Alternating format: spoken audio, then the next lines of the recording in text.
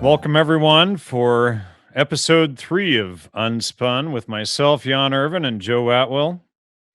Hello, everyone. Good to be back. Well, Joe, do you want to start off today? You wanted to talk about religion and especially ancient Christianity and the formation or origins of mind control. And essentially, what we're thinking about doing is covering different stages of mind control from ancient times forward. Maybe do an episode a week or something like that. Right. We don't have to spend the entire hour. There's a lot of things to talk about. But yeah, I mean, if you do a trajectory chart of government mind control, one of the places you can kind of start very naturally is with Christianity. And then going forward, we can show that certain of the major structures of literature, particularly the Shakespearean literature, are involved in mind control, or at least express the, are cryptic descriptions of how mind control works. And then as you go forward, you get into, for example, Gordon Wasson's famous Life magazine article that Jan has done a good job decoding. And so, well, and the whole creation of the neo-shamanic religions. right. And I've been, just to say real quick, and I've gone through even researching through the Florentine codices, et cetera, looking at the 16th century reports and looking at how, comparing it to how distorted the modern reports are. Right. And so you have, there's two components. I mean, first is mind control, just the basic way that oligarchs use their understanding of people to ossify their power, and the other is that they actually have a language, and they cannot express their legacy, describe their victories. They really can't tell the public what they're doing, but they're very, very vain, and it's extremely important for them to record what they're doing. And so one of the things that I focused on is this typology, because that is the language of the oligarchs. And in a book I wrote called Caesar's Messiah, I show that the Gospels, Matthew, Mark, Luke, and John, the famous Gospels in the New Testament, even though on the surface narration they appear to be a description of this Jesus Christ character,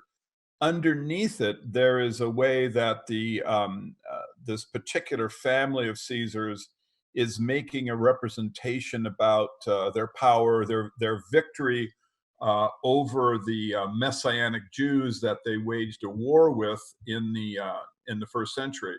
And so Christianity is a in its historical narrative, is both a legacy piece, a vanity piece, whereas the story of Jesus are actually representations of military victories.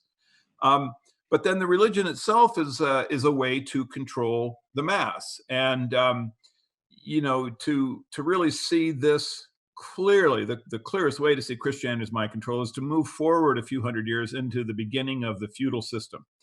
And Jan and I are going to be talking a lot about neo-feudalism in the weeks to come. And so it's good to have a basis in the old feudal system, the very first feudal system, and to see how religion operated in that. Just briefly, if you analyze the structure of authority that existed in the feudal system, you'll see that the Pope is at the top, and underneath him is the king, and then you have bishops, and interspersed is military leaders, and then at the very bottom you have the serf. Serf is just a fancy name for slave, and basically that class of people is simply treated as animals. They have no real rights whatsoever. They are just there to operate as a workforce for the oligarchs. And the when Constantine established the feudal system, and he was the Caesar who actually brought the feudal system into existence at the beginning of the 4th century, he had a series of edicts. They're called the Edicts Against the Coloni, and these edicts stated that you couldn't own land, you could never leave the land you were born on, you couldn't change vocations, you had to have the same vocation as your parents did. Your children could be sold by the state, and if you tried to escape, anyone who harbored you could be executed. So these edicts, which are called the edicts against the coloni, and the word coloni was for these individuals who had created ownership rights by colonizing or taking wild land and making it into productive farmland. This is where the expression colonialization comes from, is from this class of people who took wild land and converted it, and then they owned the land, they owned the product of the land. So the coloni were a very important part in human history, because this was basically the beginning of what could be called a middle class. Constantine brought this all to an end. He put all these edicts together, and then he regressed society to a completely structured hierarchy of slavery. But he also created a state religion, and this was Christianity. Now, Constantine didn't actually make it officially the state religion. That took about 70 years, but he began. Well, we should say that there were other state religions before then as well. Right, but this was the one Judaism itself being one, the mysteries at Ulysses being one, etc. Right. This was the one, though, that ended up being in the feudal system, and this is the one that gave the authority to the Pontiff Maximus.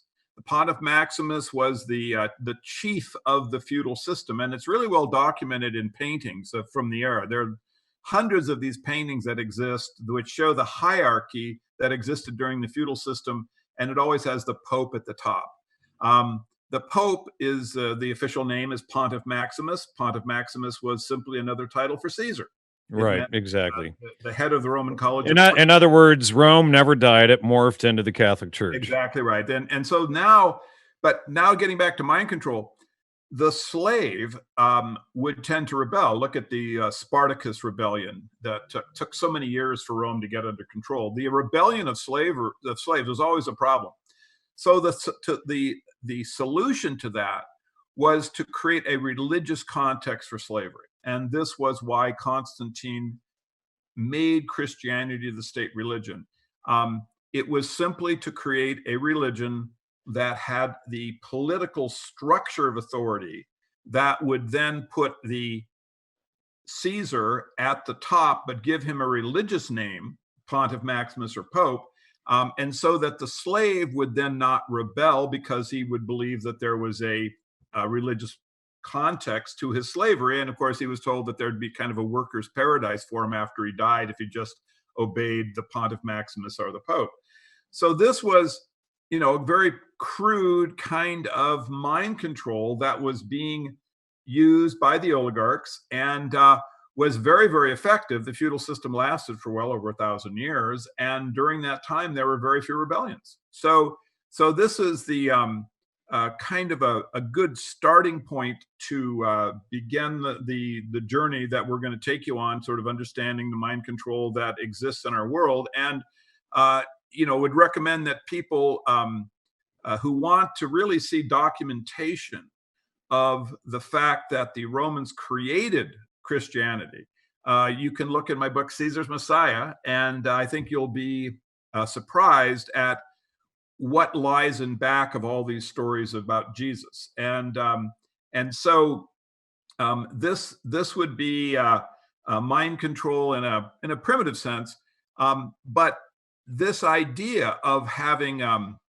the oligarchs studying us. And of course, when you look at Christianity in this context, really what you're looking at is weaponized anthropology, because obviously the Caesars know about how people are vulnerable to religion, and this is sort of an understanding of how the human psychology works. And this is why our episode last week was so important, getting people to understand where the trivium comes into place, even, and we discussed the religious aspects at the beginning with the Father, Son, and Holy Ghost. But just to give people some context, the bridge between your and my research, the Caesars creating these mind control systems, what Huxley was working on was the final solution, essentially for the masses, which was his, what did he call it? The final revolution, right?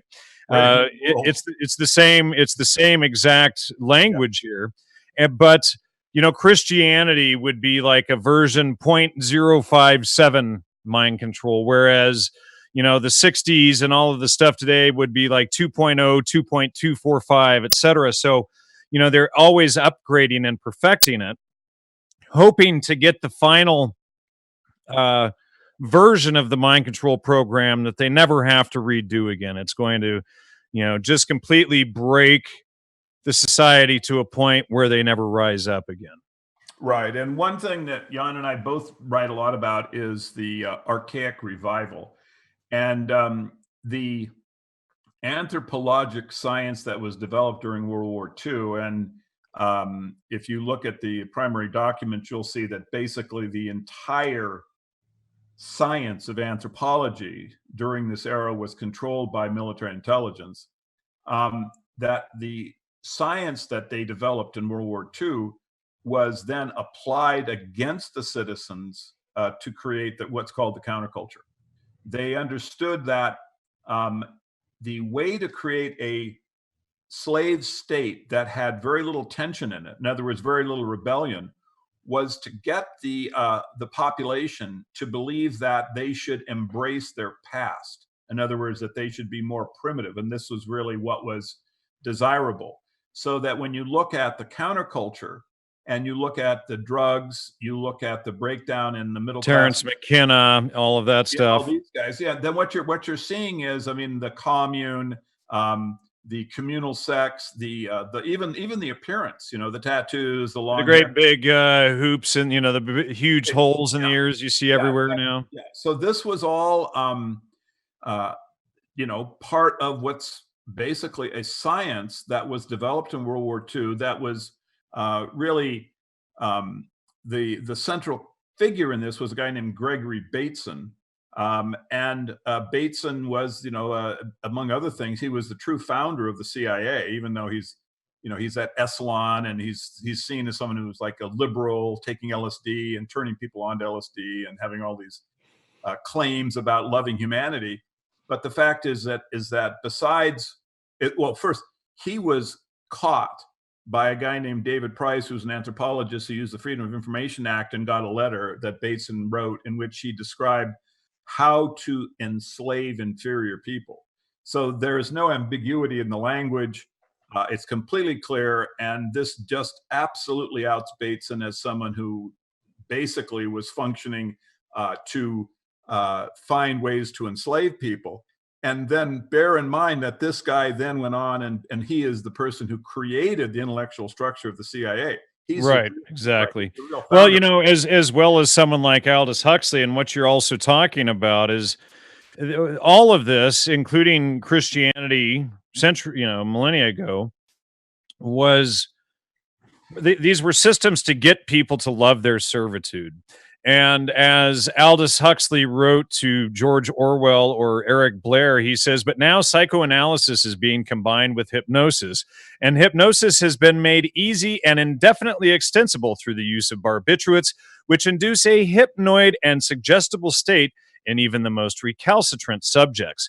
Within the next generation, I believe that the world's rulers will discover that infant conditioning and narco-hypnosis are more efficient as instruments of government than clubs and prisons, and that the lust for power can be just as completely satisfied by suggesting people into loving their servitude as by flogging and kicking them into obedience. So, right. And I think that the quote actually has identifies whose lust for power is well, yeah, especially Aldous Huxley's lust for power. In other words, it was the lust of power of the oligarchs. It was not the common man's lust for power. This was Huxley really being very clear that the anthropologic science was going to get used against the population, as well as the chemistry and everything. And then he, being a key architect behind the CIA's MK Ultra program, made sure that was facilitated. So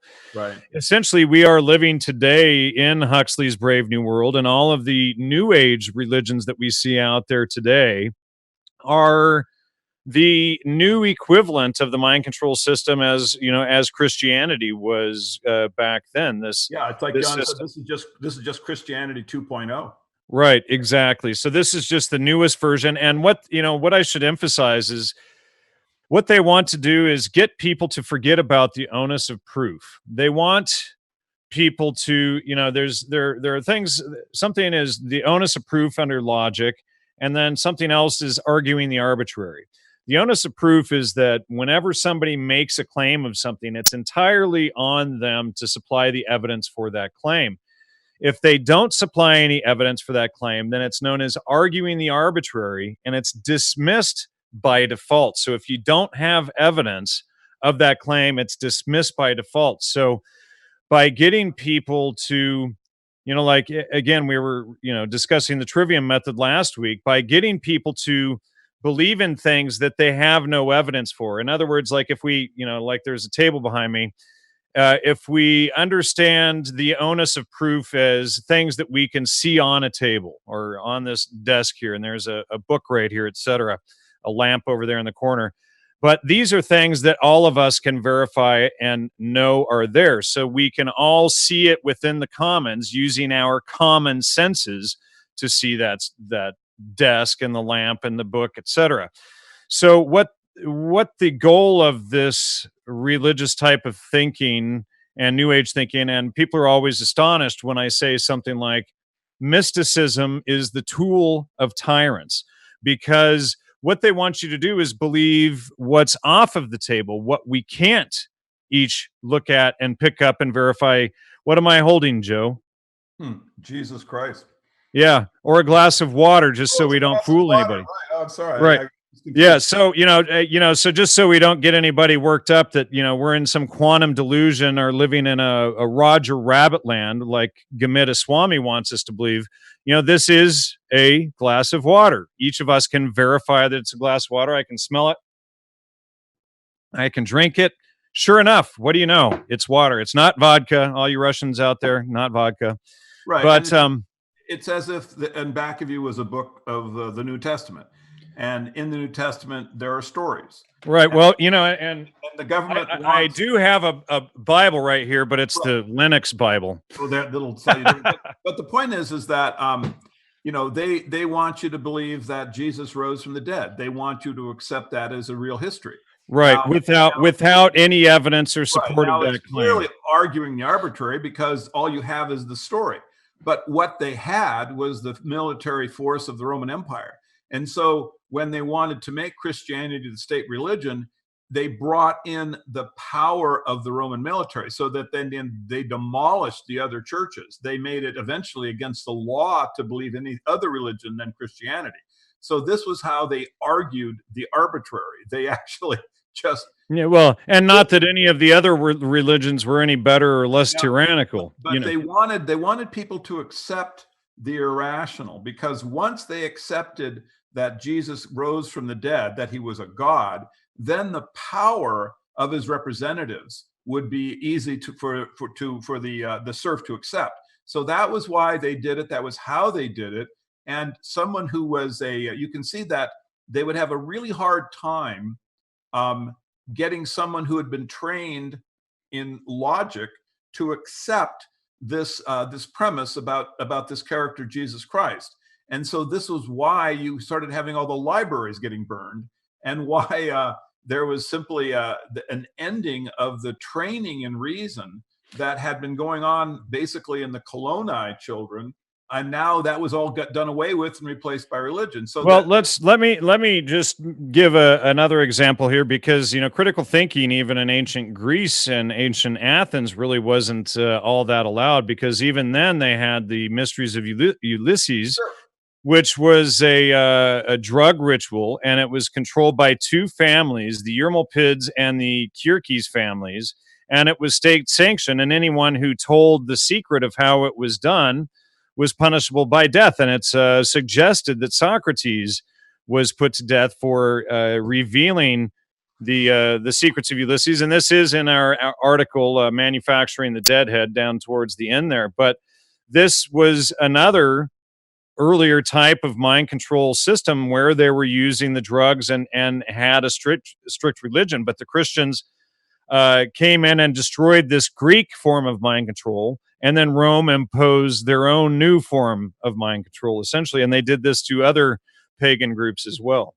Exactly. And so now when we go forward, and if viewers will look at the article that we wrote called Manufacturing the Deadhead, you're now looking at the mind control that's being put into effect in the 20th century.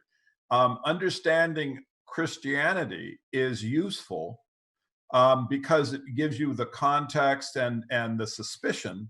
But you need to couple that with training in logic and also just doing your own research to come to the realization that basically there was an organization and is an organization that controls the government.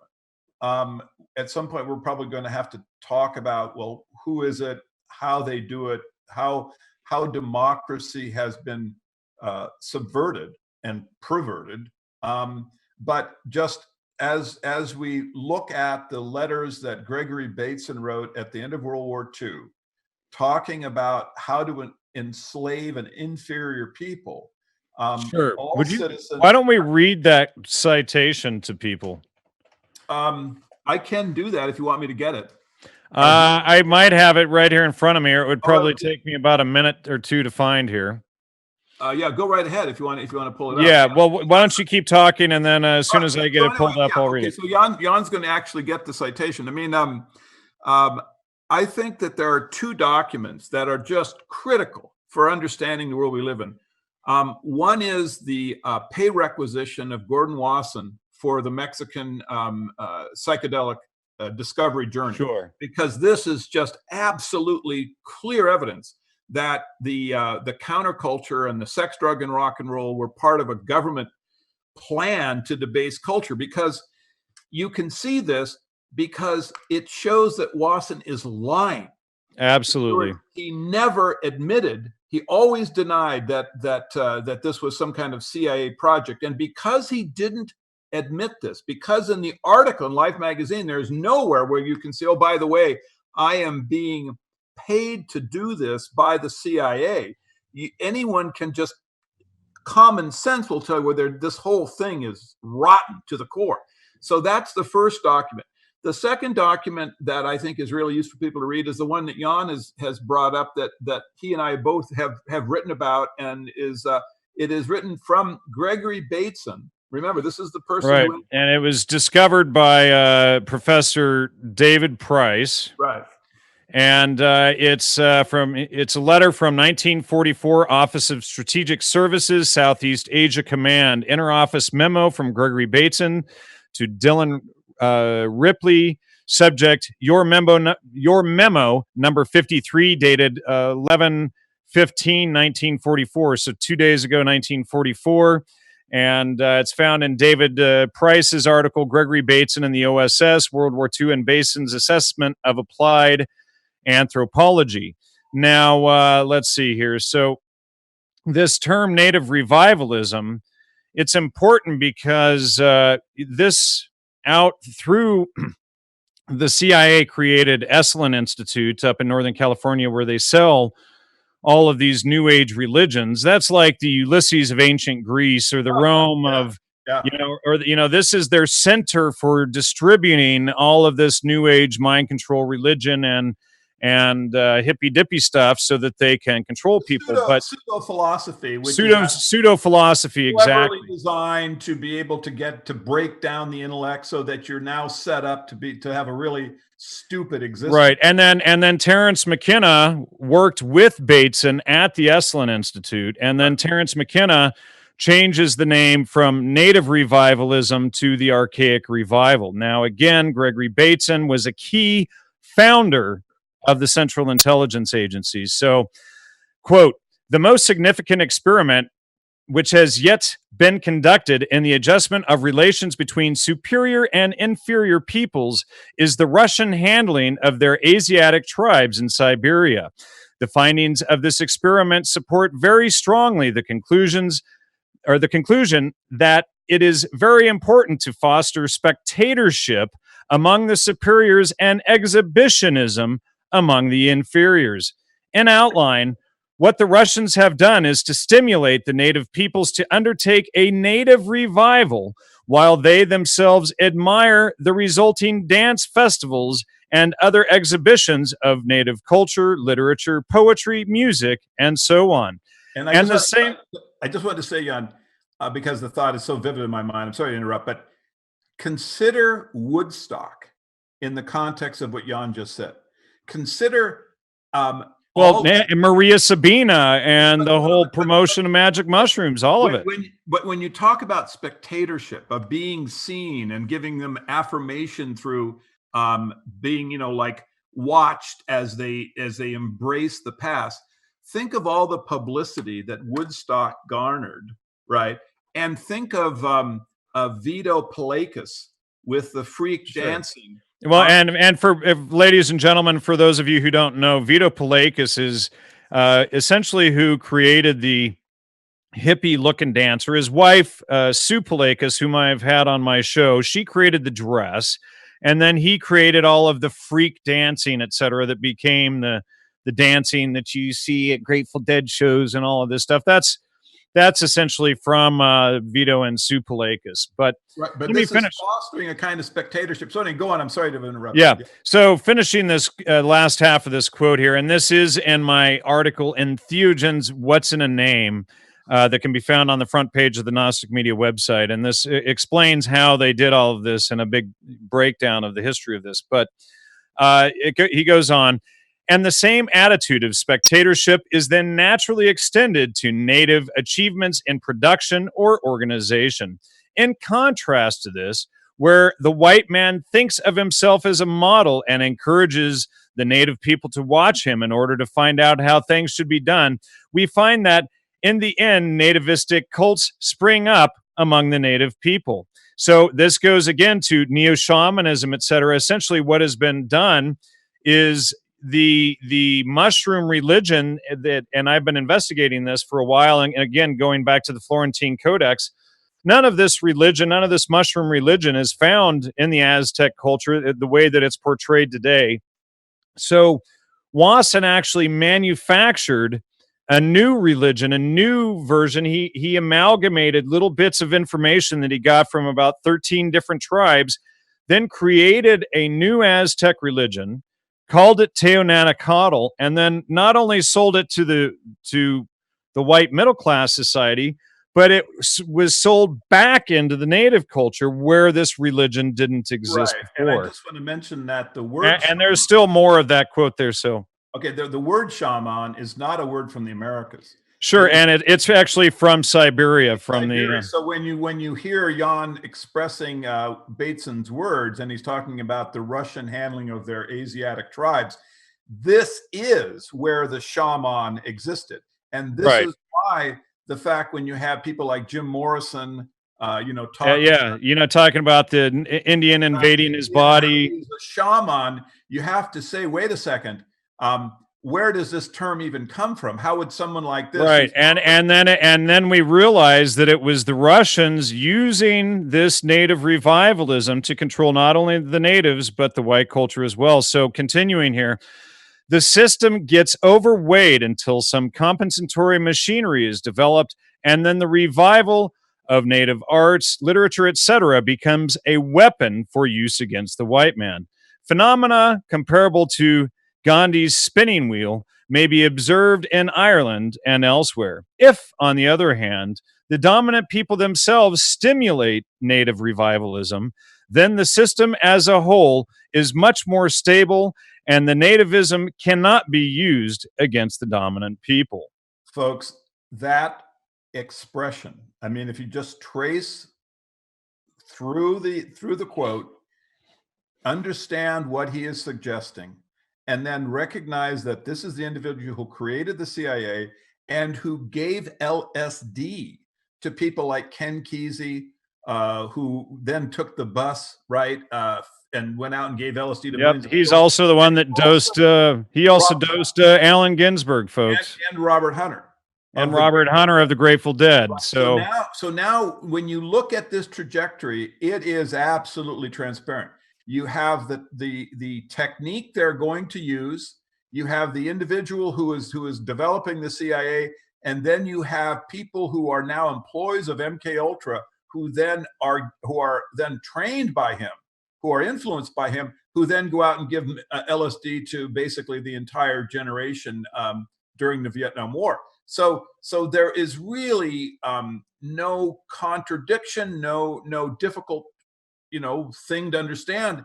This is such an easy process to recognize. This is what was done to us. This is what the government did. They decided to retrograde, to debase a generation, to make them easier to control.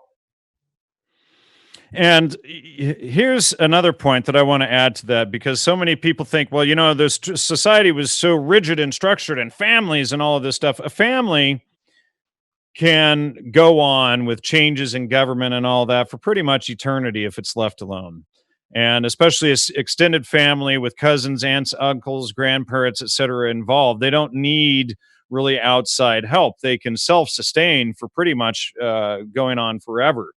And so this family unit essentially had to be attacked and shattered. So this is what we see with all of this native revivalism is to shatter the family unit. It's to break people, get people to think that freedom is about getting, women, getting women not having a family because, men were and children suppressing the women. So you break all of that up, you sell nonsense ideas. So now women think that freedom is about, running around outside without a bra on, or having, polyamorous relationships, etc., sex with many partners, etc. So this becomes the idea of freedom rather than a true fight for civil liberties and for, rights, and for the right of the family, which is the foundation of culture itself, to exist. Right. And then just to also mention that Carlos Castaneda, who Jan mentioned that Wasson then sold the idea of the shaman culture. The other individual that helped push this idea into our culture was a guy named Carlos Castaneda, and he has been outed as a CIA agent by Professor Jay Fikes. Well, I'm the one that proved that he was the agent, but Jay had been investigating him for about 25 years. What Jay did was show that Castaneda was fake, and that there was some agenda that was not understood. Jan and we'll have Jay on sometime soon. We'll have Jay on the show just to show all this. So this is an example of how widespread the anthropologic poison is that it wasn't just one individual. You have Terence McKenna, you have Carlos Castaneda, and this, of course, is basically promoting the shaman, but there's others as well, and some of the ideas are very subtle. I'm just going to, another show that I did a couple of weeks ago, we talked about Gloria Steinem, and I mentioned something that a connection that hasn't really been seen before, but something that I've been doing research into recently, is that Gloria Steinem was a CIA agent, right? Right. And I've mentioned this a lot too. Right. And she was part of the destruction of the family. She was working on the aspect of feminism. And she developed something called Ms. Magazine. Ms. Magazine was funded by Katharine Graham, who basically is now well outed as a CIA operative. But in any case, Steinem was actually caught in being a CIA agent by. Well, she even went on national television admitting it. But and let me just read a quote. This is, ladies and gentlemen, this is from the former head of the Central Intelligence Agency, DCI, William Colby, quoting Gloria Steinem. He says, quote, "I might quote Miss Gloria Steinem, one of those so assisted, who commented that the CIA, quote, wanted to do what we wanted to do, present a healthy, diverse view of the United States," end quote.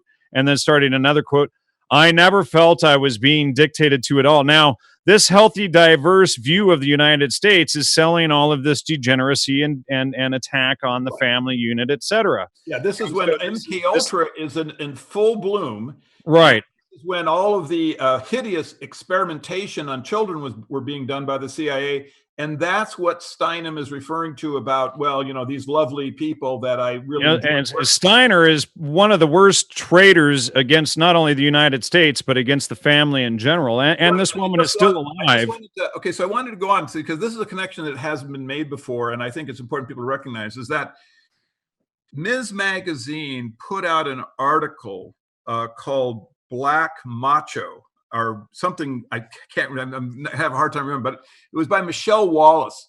And she was purportedly a Black woman.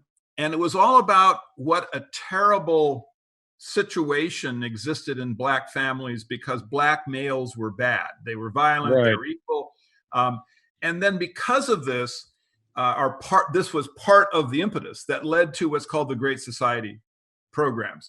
And in the Great Society programs, there was the provision that gave more money to women who were single, who had children, if you were poor and married. And so then it gave them the incentive to leave their husbands. Exactly. And so what ended up, the result was that essentially Black families went from something like a 93% success rate right to a 93% failure rate. So exactly. and then what we ended up with was all of these children and latchkey things and running in gangs in the inner cities and drugs and guns and all of this stuff. This is all Gloria Steinem, folks. And this is why the article that she published, because there's been a lot of concern that actually it was ghost written, even though the woman is a kind of well-known Black author. Purportedly, after the article, she had a breakdown of some kind. No one really saw her for a while, and then the whole controversy about Steinem and the CIA kind of blew up and went away.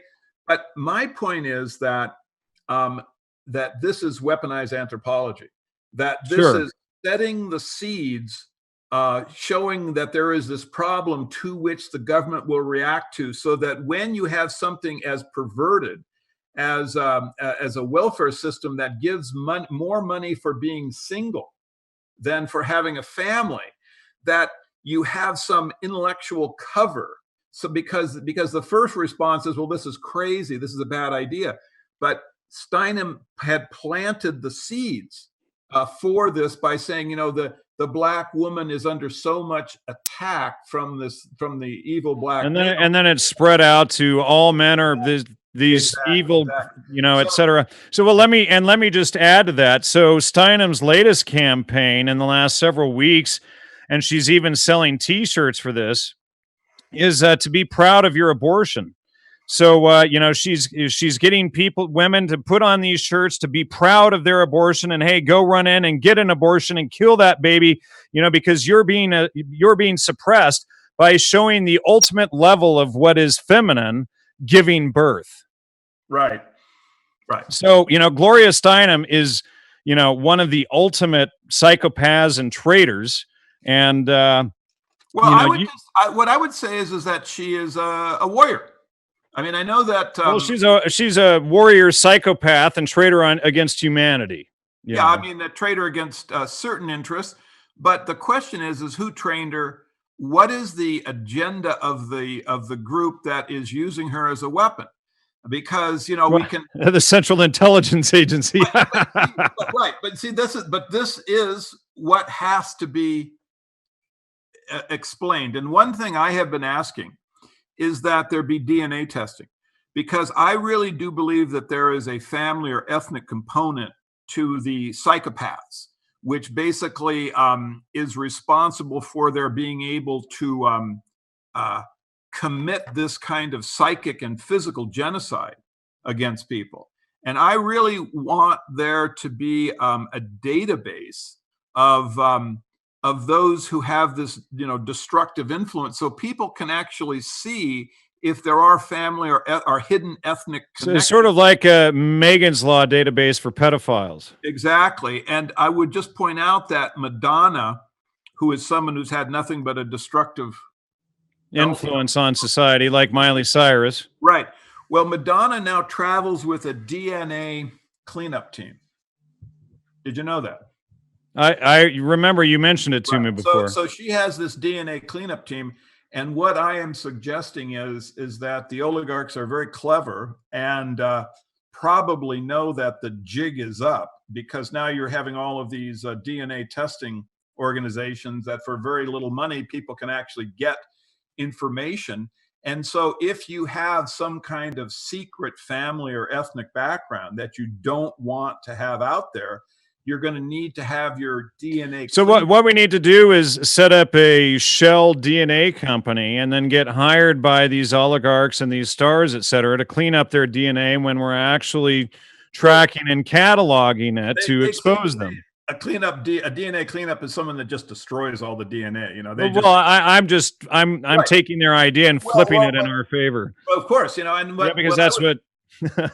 what I want to see is that people, you know, like, look, there are Rockefeller people, there are Rothschild people, there are celebrities that are completely destructive, you know, like Miley Cyrus, Madonna, um, the Beatles, you know, I mean, all of these individuals that have had tremendous influence on culture, and the politicians as well, right? Because, you know, you have you know, like Winston Churchill and his mysterious destruction of the civilians at the end of World War II. I mean, what was in back of this?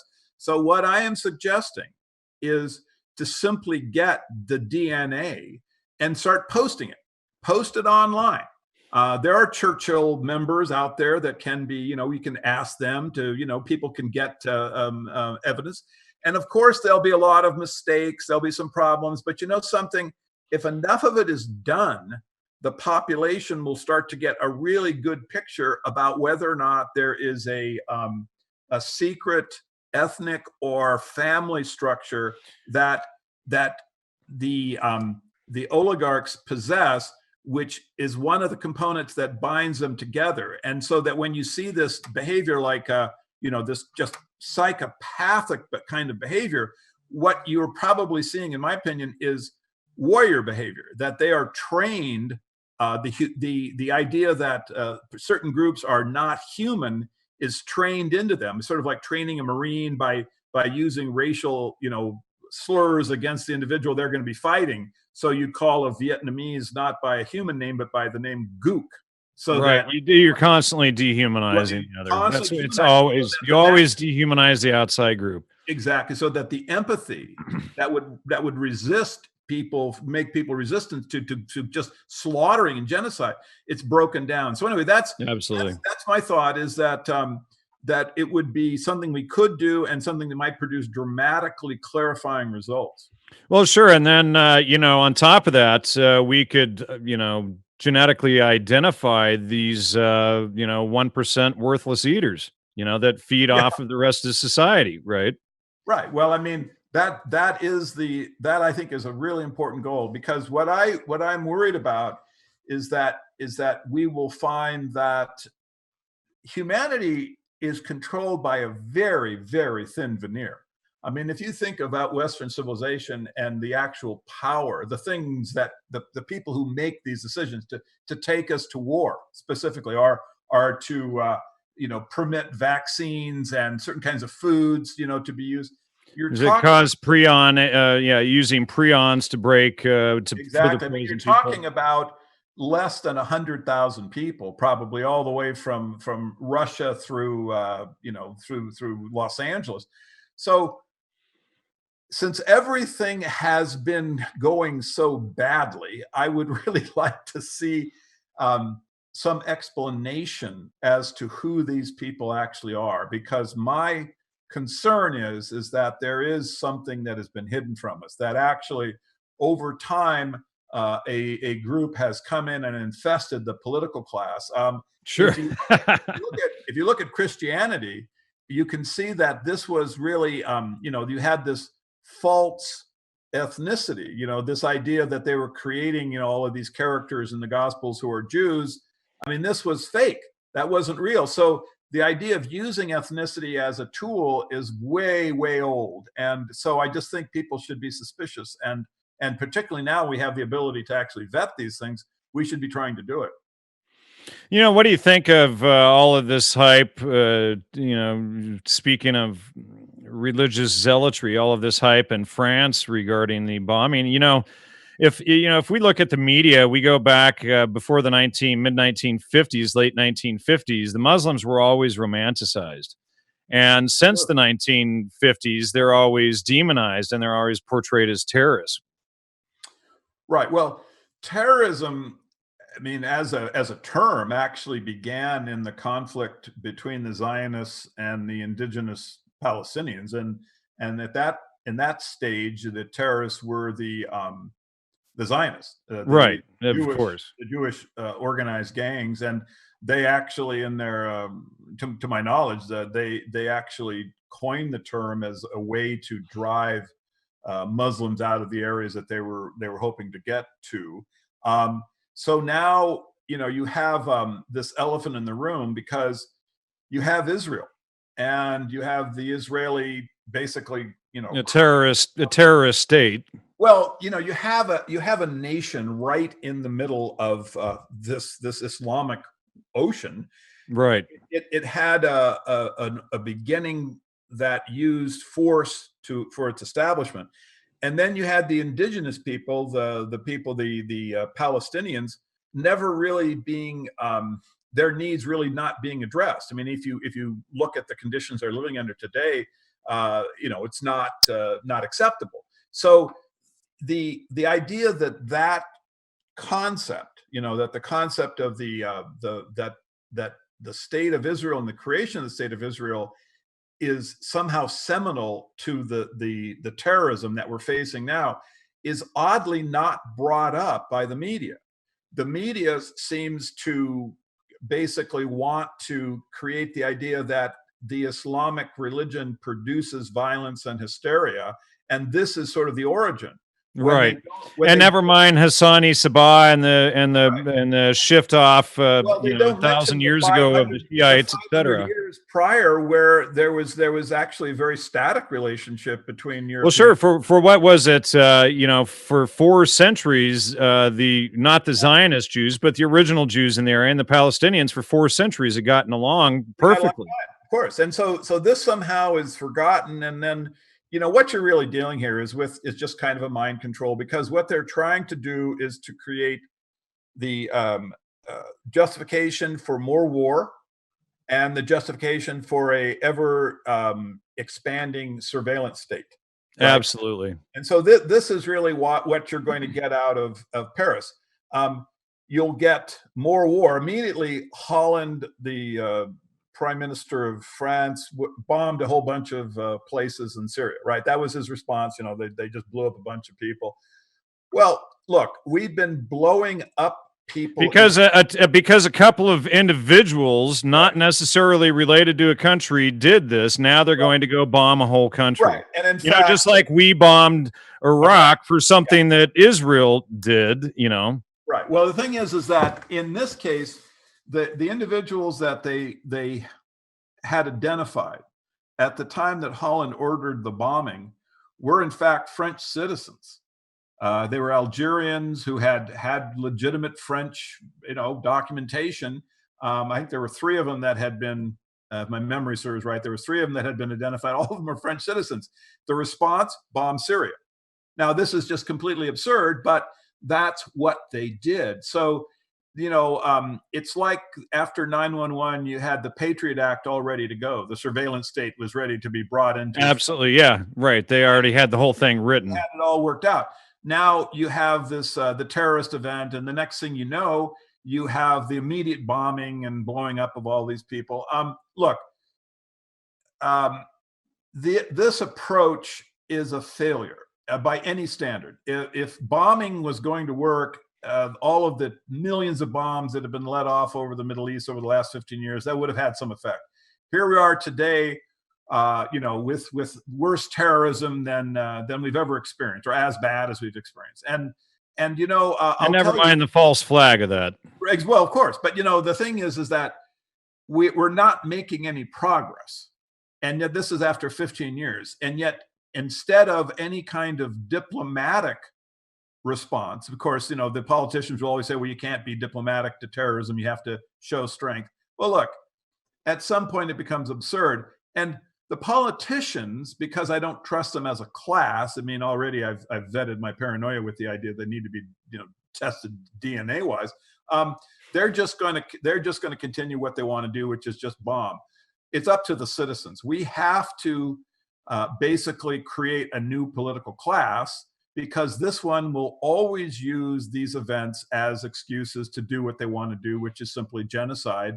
The Islamic. Now, and on my RBN show on episode 3, I played a recording going back to Aldous Huxley again of the Final Revolution, and in that episode, Huxley talks very clearly about the use of terrorism as part of the social control mechanism. So, again, they admit it themselves that they themselves use it, and even the word terror, a territory, it has the same base root. Territory is a specific section of land that's part of some territory, but it's possible that terrorism comes from the word territory. Terror is simply a state that the oligarchs want to put the population in, because that is a state of irrationality. It's that simple. Well, sure. Terror is and they can guide the public, but the opposite. Anyway, my point was, just encourage people to go to the RBN radio show archive on the Gnostic Media website and listen to that show with Aldous Huxley. Yeah, because you're going to get a much deeper understanding. And Huxley was also involved in MK Ultra and also involved in creating this new modern religion, new age. And this is so critical, because all of these are strands of the same thing. And the fact that Huxley is describing terror as a mind control device before terrorism ever hit the mainstream media shows you that this could not be circumstance.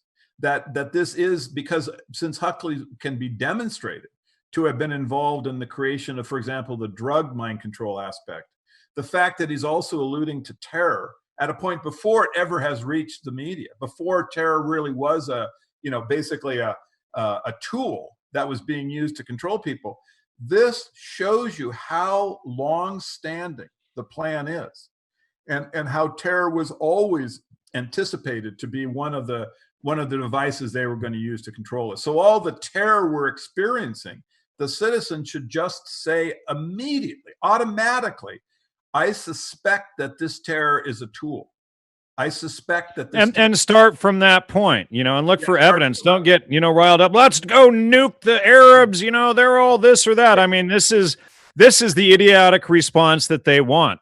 Right. And and another thing is, let me just add this, Joe. Yeah. Another thing is, they constantly have to divide and conquer the genteel, quote unquote, groups, just like Dr. Hans Utter and I showed with the music thing and the music genres in high school. They break up all the kids into these different music genres with rock and punk and rap and reggae and rave music, etc. These are different subcategories so that none of these children work together. They're divided. So that, divide and conquer. It's the same thing. If the Christians and Muslims realized that they had a common enemy and began working together, regardless if both systems are systems of mind control, if those two groups ever realized that that it was divide and conquer and they began to work together, this stuff would be over in a night. Right. I think that you will have a difficult time in getting the two sides to see what they're being subjected to until we get the DNA evidence. But I do think you can make an analytic case. For example, I'm just going to say something. We have the situation where you have a massive immigration into Europe of Muslim. Right. Now, I have read reports, and I think these are well documented, that these people are not the traumatized victims of war. And you're talking about millions of people that have been brought into Europe in the last 6 months, right? Now, these are Muslims. They have been, at least from the descriptions that I've seen, they are well physically maintained. They seem clear-minded, and yet for some reason they're being brought there because they supposedly are the victims of this terrible war. And I've also read that the vast majority of them are males between like 20 and 45. Now you have this situation where you have a terror attack in Europe, right? What I am afraid of is that basically this group of young Muslims has been brought into Europe for the express purpose of creating a kind of violent race war. Well, and being the scapegoats for the whole thing, right? Well, exactly, but with the idea that there will be violence. In other Right, words, like right. Absolutely. they embrace. Well, and did you hear, like every gun shop in Europe is apparently sold out of shotguns. Sure. I mean, it's like in the United States. I mean, they talk about gun violence, all this stuff, and then the population is just armed to the teeth, right? Well, the interesting point though with that, and I've done a lot of research on that in recent weeks, the cities with the worst gun violence in the United States very clearly have the strictest gun laws. So, right. Chicago, Detroit, Baltimore have the worst gun laws in the country, and they also have the highest murder rate. Right. So anyway, the concern I have is that you have these young men that have been brought into Europe. You're probably going to have a series of terrorist events now. Right. I think I'm very worried that we're going to have a really bloody Christmas season. I was very worried about last Friday because it's Friday the 13th. That is basically an unlucky day because of the fact that it was the day that Jesus was crucified. The second Friday of a month is typically when the Passover is, so that Friday the 13th has always had this religious connotation to it. And then I had seen some typology relating to the January 2015 Economist magazine cover, which had a series of numbers in these two arrows that had been stuck in the ground, which indicated that 11, 13, 15 was a day there was going to be trouble. And I was worried about that day because it's Friday the 13th. And I know that that to the Freemasons, Friday the 13th is a big deal. I won't go into all this, but I was worried about that date.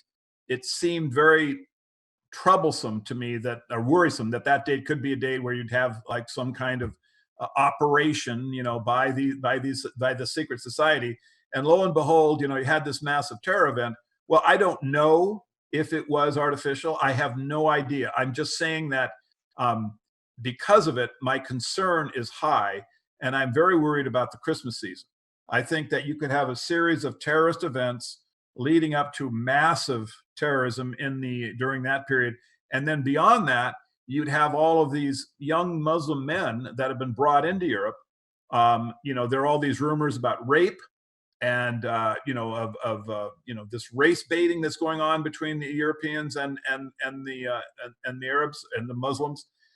And I am just very worried that what's really being constructed here is a gladiatorial pit where the oligarchs can sit back and watch as the two populations basically slaughter each other. Right. So. Well, and so we're just about to the end here, ladies and gentlemen. My website, gnosticmedia.com, GNOSTIC media.com. And of course, Joe and I need public support to continue doing these shows. We do these for donations. We don't get paid for this. So please support both of us. And Joe, your website? Yeah, CaesarsMessiah.com and postslaviana.org. You can go there, buy my books, and highly recommend going to Jan's site because there you'll get to see the brain, which has all of these very clear connections between individuals who've been involved in the mind control. It's really a really good way to understand what we've been subjected to. So anyway, we'll see you next week.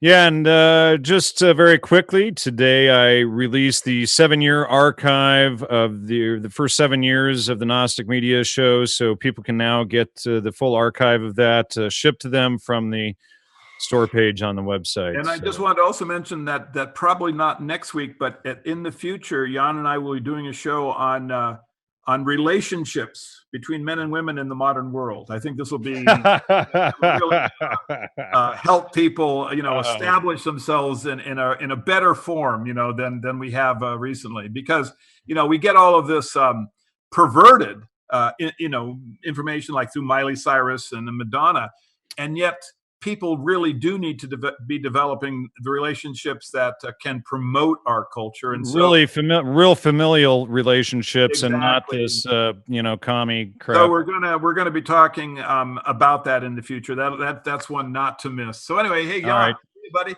Thanks, Joe. Take care, everyone. Goodbye. Goodbye, Joe.